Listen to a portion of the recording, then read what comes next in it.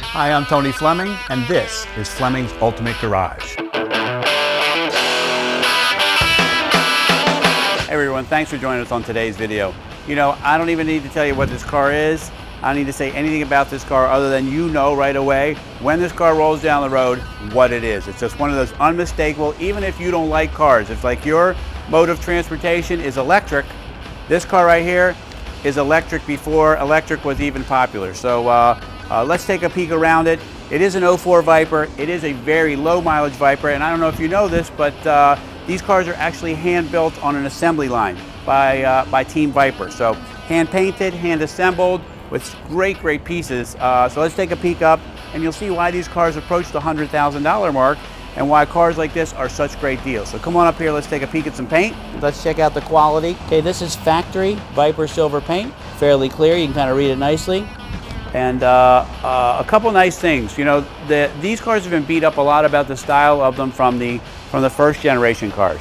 But first off, they do have great style. Maybe they do or they don't look as good as some of them, and that's all about the opinion. But I will say this to you, that this car here drives 100% better than the older ones, as every car ever built does. You know, as even Mercedes builds a brand new car, they evolve and make that car better each year, and this is the exact case here too. So a couple small things. Let's walk over here and let's check some stuff out.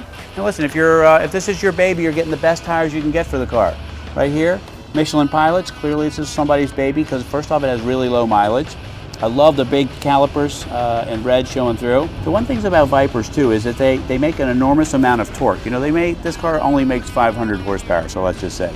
But like, if you look at some of the call-outs here, I think that they're in the 600 horsepower foot-pounds of torque.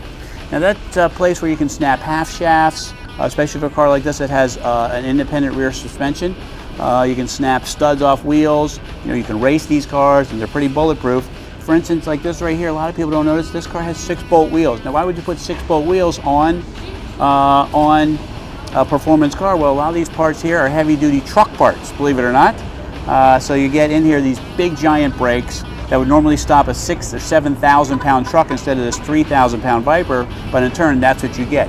For instance, like this right here, you have to have an 18-inch wheel, and the reason you have to have an 18-inch wheel is because the rotor is so ridiculously big, they have to be able to get all of that and the caliper inside a wheel. A 17-inch wheel would never go on here.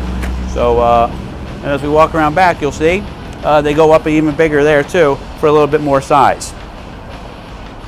And again, look how big the brakes are inside here. The rear wheel is a 19, which leaves you just a little bit of room inside there in case you wanted to go up a little bit in brakes.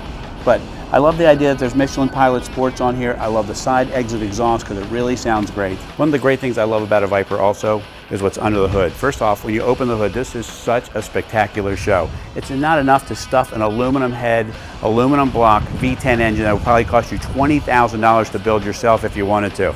But secondly, 99% of the world has no idea how to get under the hood. There is no levers and things inside. There is no inside hood releases. It doesn't exist. It's all outside here and it's kind of hidden so that you look like the cool guy. You can always tell the people, you know what, open the hood and see, and let's take a peek at my engine. They'll have no idea. The one thing I wanted to show you too is the ram air system here. So when we look inside, see where the ram air goes in? 2 filters. Cold, dense air at the front of the car, plenty of fresh, crisp air in there. And look at this motor, they do such a great job of making it look nice. 8.3 liters, over 8 liters, V10 power, huge amounts of torque, 500 horsepower, sorry, 505 is what they call it. But and the way it's embossed underneath here with the Viper hood liner and insulation. It's actually a really nice car, really nice car. And I gotta tell you what, the one way to own them is like this, with low mileage.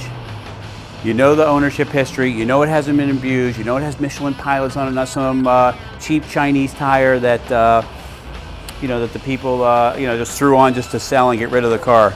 This car was well taken care of, all right? Let's check out the back for a second. One of the nice things they did when they went to this second generation of cars is the convertible top. And what they did was they made the front of it hard, okay? So you still have some storage back here, okay? Like there's still this nice area back in here for storage, all nicely embossed and what have you, okay? But what they did was instead of having a clip-in top that takes, you know, quite a bit of time to put on like the old RT10s did. They went ahead and they made a real convertible top. Like, check out this.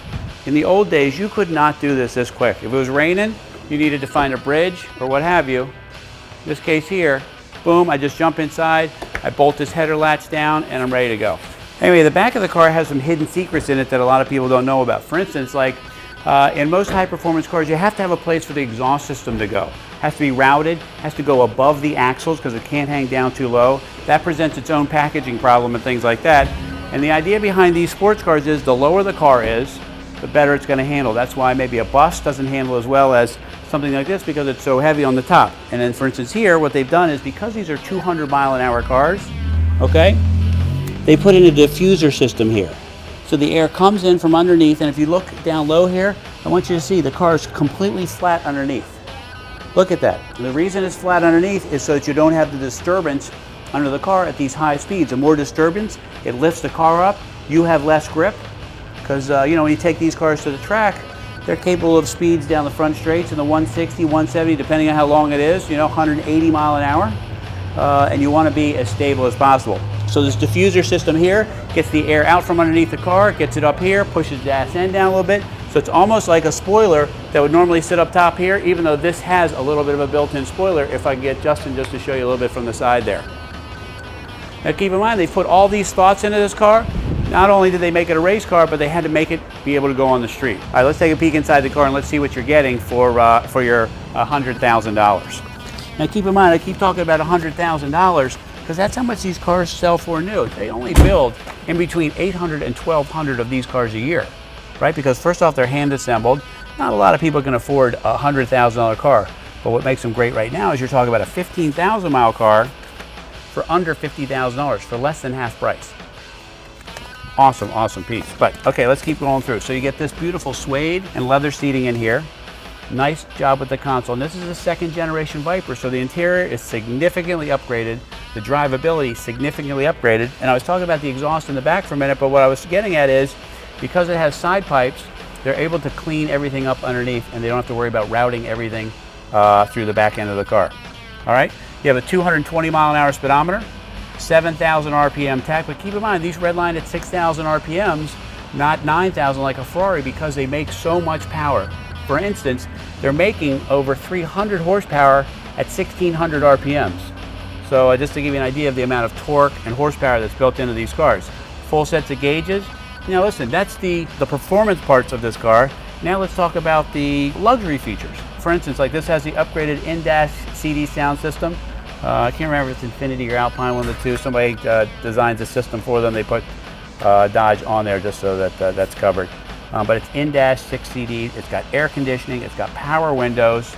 It's got this great wheel on it. It's fully adjustable, so you can get in here and get really comfortable. You can't really see this, but the pedal system down below, okay, is power. So the rack is really nice. It's called a pedal rack, and it's the same thing they do on a race car, so that you could get comfortable here and get your legs. Some people have longer legs than they do have body, so they're way back here, but their arms are like this, or they're all jammed up against the wheel because they can't reach the pedals. That eliminates all that for you. And one of the things too on these seats, these are sports seats. They're designed to hold you in. See the shoulder here, right here, and they're designed to put you in place, and with the seat belts on, you're really glued inside this car. But enough of my rambling. I sound like a Dodge spokesperson, but I just love these cars because I think they're really, really cool. But enough of that. How about I start it for you so you can hear what it sounds like. And this right here, the engine start button in bright red.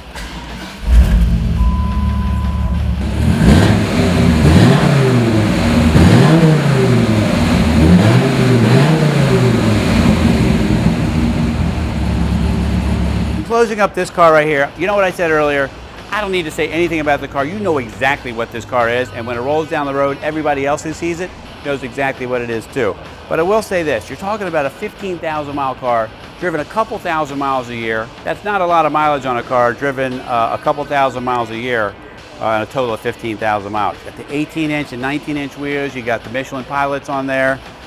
We talked about all kinds of things. We talked about things like the nice leather, the stereo, the push button start, and all those good things. And I think that if something like this fits in your life, and even if it doesn't, you got to find a way to get it in there. So anyway, call us 301-816-1000. We'll tell you all about it.